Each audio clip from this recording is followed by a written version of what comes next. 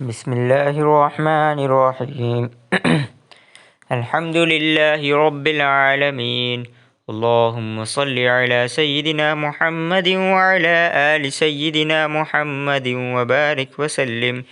فاعوذ باللہ من الشیطان الرجیم بسم اللہ الرحمن الرحیم وَإِذْ أَخَذَ اللَّهُ مِيثَاقَ النَّبِيِّينَ لَمَا آتَيْتُكُم مِّن كِتَابٍ وَحِكْمَةٍ ثُمَّ جَاءَكُمْ رَسُولٌ مُّصَدِّقٌ لِّمَا مَعَكُمْ لَتُؤْمِنُنَّ بِهِ وَلَتَنصُرُنَّهُ قَالَ أَأَقْرَرْتُمْ وَأَخَذْتُمْ عَلَىٰ ذَٰلِكُمْ إِصْرِي قَالُوا أَقْرَرْنَا قال فاشهدوا وأنا معكم من الشاہدین۔ سورہ آل عمران آیت نمبر 81، پارہ نمبر 3، پارہ رکوع نمبر 17، سورہ رکوع نمبر 9۔ ترجمہ: اور جب خدا نے پیغمبروں سے عہد لیا کہ جب میں تم کو کتاب اور دانائی عطا کروں، پھر تمہارے پاس کوئی پیغمبر آئے جو تمہاری کتاب کی تصدیق کرے، تو تمہیں ضرور اس پر ایمان لانا ہوگا اور ضرور اس کی مدد کرنی ہوگی۔ اور عہد لینے کے بعد پوچھا کہ بھلا تم نے اقرار کیا اور اس اقرار پر میرا ذمہ لیا، یعنی مجھے ضامن ٹھہرایا ہے؟ انہوں نے کہا، ہاں، ہم نے اقرار کیا۔ خدا نے فرمایا کہ تم اس عہد پیمان کے گواہ رہو اور میں بھی تمہارے ساتھ گواہ ہوں۔ تذکیر میثاق انبیاء و توبیخ انحراف اعضاء۔ قال تعالی وَإِذْ أَخَذَ اللَّهُ مِيثَاقَ النَّبِيِّينَ إِلَىٰ فَأُولَٰئِكَ هُمُ الْفَاسِقُونَ۔ تفسیر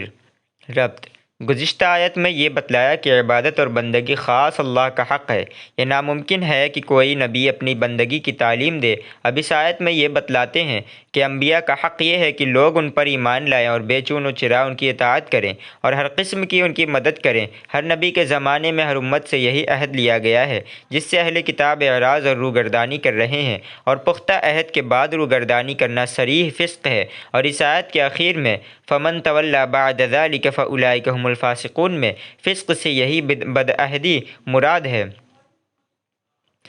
چنانچہ فرماتے ہیں، اور یاد کرو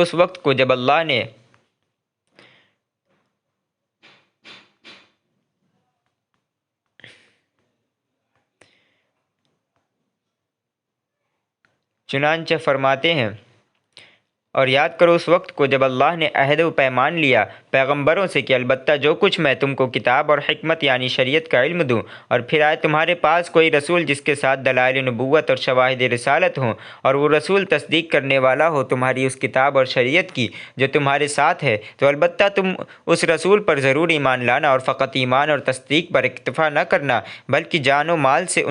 اس کی پوری مدد بھی کرنا، اور اس کے دین اور شریعت کی تبلیغ اور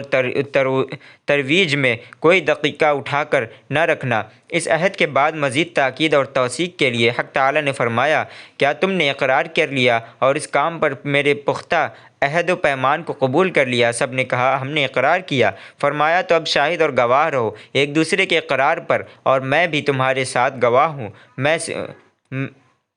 یہ تمام الفاظ عہد و میثاق کی تاکید و توثیق کے لیے فرمائے کہ جس عہد اور پیمان پر حق تعالی اور پیغمبروں کی گواہی ہو اور مدد اور مدعا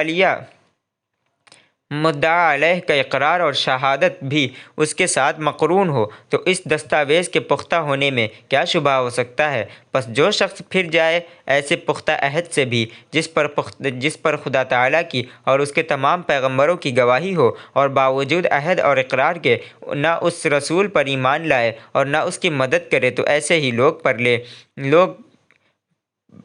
پرلے درجہ کے بدعہد اور بدکار اور نافرمان ہیں، جو ایسے پختہ عہد و پیمان کی بھی پرواہ نہیں کرتے۔ جاننا چاہیے کہ اس آیت کی تفسیر میں حضرات صحابہ و تابعین کے دو قول ہیں۔ ایک یہ کہ ثم جاءکم رسول میں رسول سے عام رسول اور عام نبی مراد ہیں، اور دوسرا قول یہ ہے کہ ثم جاءکم رسول میں رسول سے خاص محمد صلی اللہ علیہ وسلم مراد ہیں۔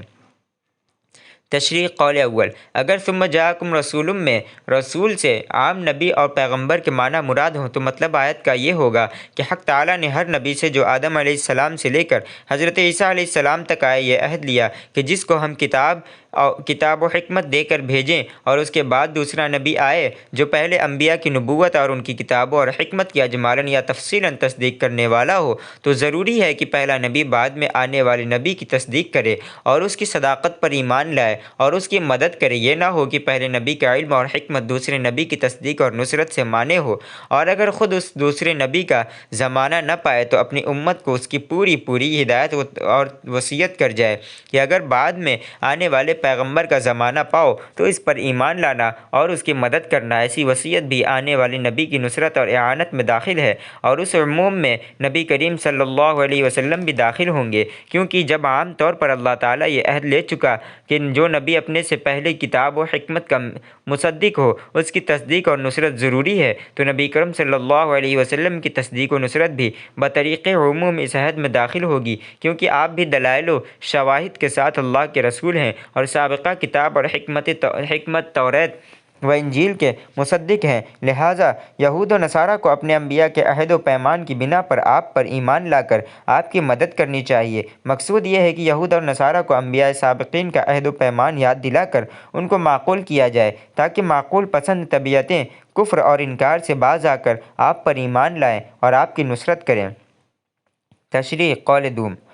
اور اگر ثم جاءکم رسول میں رسول سے خاص محمد رسول اللہ صلی اللہ علیہ وسلم کی ذات قدسی صفات مراد ہے، تو آیت کے یہ معنی ہوں گے کہ اللہ تعالیٰ نے تمام انبیاء نے اپنی قوموں اور امتوں سے اس بات کا عہد لیا کہ اگر محمد صلی اللہ علیہ وسلم مبعوث ہوں اور تم ان کا زمانہ پاؤ تو ضرور بضرور ان پر ایمان لانا اور ان کی مدد کرنا۔ حضرت علی اور عبداللہ بن عباس رضی اللہ عنہ سے آیت کے یہی معنی منقول ہیں، اور وجہ اس کی یہ ہے کہ آیات سابقہ سے لے کر آیت محولہ بالا تک برابر سلسلہ کلام آپ ہی کے نبوت کی اس بات میں چلا آ رہا ہے، اور یہی قول جمہور مفسرین کے نزدیک مختار اور راجح ہے۔ امام قرطبی فرماتے ہیں کہ ثم جاءکم رسول میں حضرت علی اور ابن عباس رضی اللہ عنہ کے قول کے مطابق خاص محمد صلی اللہ علیہ وسلم مراد ہیں۔ لفظ رسول اگرچہ نکرہ ہے مگر اشارہ معین اور مخصوص کی طرف ہے، جیسے حق تعالیٰ کے قول ضرب اللہ مثلا قریة كانت آمنة الى قوله وَلَقَدْ جَاءَهُمْ رَسُولٌ مِّنْهُمْ فَكَذَّبُوهُ میں رسول سے حضور پر نور صلی اللہ علیہ وسلم کی ذات بابرکت مراد ہے۔ تفسیر قرطبی صفحہ نمبر 125 جلد نمبر 4۔ قال علی ابن ابی طالب و ابن عمہ ابن عباس الاخیر، تفسیر ابن کثیر صفحہ نمبر 378 جلد نمبر 1۔ دونوں قولوں میں فرق ان دونوں تفسیروں میں فرق یہ ہے کہ اگر رسول سے عام نبی کے معنی مراد ہوں تو اس سے مقصود یہ ہوگا کہ حضرات انبیاء اکرام باہم متحد ہوتے ہیں اور ایک دوسرے کے مصدق اور معین و مددگار ہوتے ہیں، جیسا کہ ایک بادشاہ ایک وقت میں دو مستقل ولایتوں میں بھیجے تو ہر عامل پر دوسرے عامل کے عمل اور ولایت کی تصدیق اور عند ضرورت اس کی نصرت اور اعانت ضروری ہے۔ اگرچہ دونوں ولایتوں کے قوانین اور احکام جزیہ میں کچھ اختلاف ہو، لیکن حکومت کے دستور اساسی میں دونوں متفق ہوتے ہیں۔ البتہ صوبہ اور ولایت کے حالات مختلف ہونے کی وجہ سے مالیہ اور محاصل اور ٹیکس کے احکام ہر الگ ہوتے ہیں۔ ہاں اگر دو رسول بیک وقت ایک قوم میں بھیجے جائیں تو وہ دونوں شریعت کی ہر بات میں متفق ہوں گے، جیسے حضرت موسیٰ اور حضرت ہارون علیہ السلام دونوں کی شریعت کے احکام بالکل ایک تھے، اور اگر ایک نبی اور رسول دوسرے نبی اور رسول کے بعد آئے تو جائز ہے کہ بعد میں آنے والا نبی پہلے نبی کی بہت سے احکام کو منسوخ کر دے گا، مگر اصل دین میں تمام انبیاء و رسول اول سے آخر تک متفق رہے ہیں، اور دوسرے قول کی بنا پر اگر رسول سے خاص حضور پر نور صلی اللہ علیہ وسلم کی ذات بابرکت مراد لی جائے تو مقصود آیت سے آپ کی سیادت اور خاتمیت کو بیان کرنا ہوگا کہ آپ تمام اولین اور آخرین کے سردار ہیں، کہ آپ کے اتباع اور نصرت کا عہد تمام انبیاء سے لیا گیا، جیسا کہ شب معراج میں آپ نے انبیاء کی امامت فرمائی، اور قیامت کے دن شفاعت کبریٰ کے مقام میں آپ ہی کھڑے ہوں گے اور تمام بنی آدم آپ کے جھنڈے کے نیچے جمع ہوں گے۔ یہ تو دلیل ہوئی آپ کی سیادت عامہ اور امامت کبریٰ کی، اور آپ کے خاتم النبیین ہونے کی دلیل یہ ہوئی کہ حق تعالیٰ کا تمام انبیاء سے یہ فرمانا ثم جاءکم رسول کہ تم سب کے بعد ایک عظیم الشان رسول آئے گا، اس سے معلوم ہوا کہ اس عظیم الشان رسول کی آمد سب کے بعد ہوگی اور اس کے بعد کسی کو نبی نہیں بنایا جائے گا۔ یعنی معنی خاتم النبیین کے ہے، اور حضرت عیسیٰ علیہ السلام آپ سے پہلے نبی بن چکے ہیں۔ البتہ عمر ان کی طویل ہے، اخیر زمانے میں آپ کی امت کی مدد کے لیے آپ کی شریعت کے تابع ہو کر آسمان سے نازل ہوں گے۔ فائدہ: یہ عہد یا تو عالم ارواح میں لیا گیا، یا جس وقت حضرت آدم کی پشت سے ان کی ذریت کو نکالا گیا، اور پھر عالم شہادت میں ہر نبی کے زمانے میں اس عہد کی تجدید ہوئی، اور عہد الصدق کی طرح حضرات انبیاء نے اس عہد کو یاد دلایا تاکہ یاد کے بعد اس عہد کا ایفا کریں۔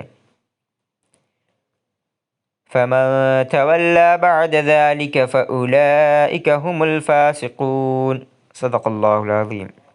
تو جو اس کے بعد پھر جائیں وہ بد کردار ہیں۔ وآخر دعوانا الحمد للہ رب العالمین۔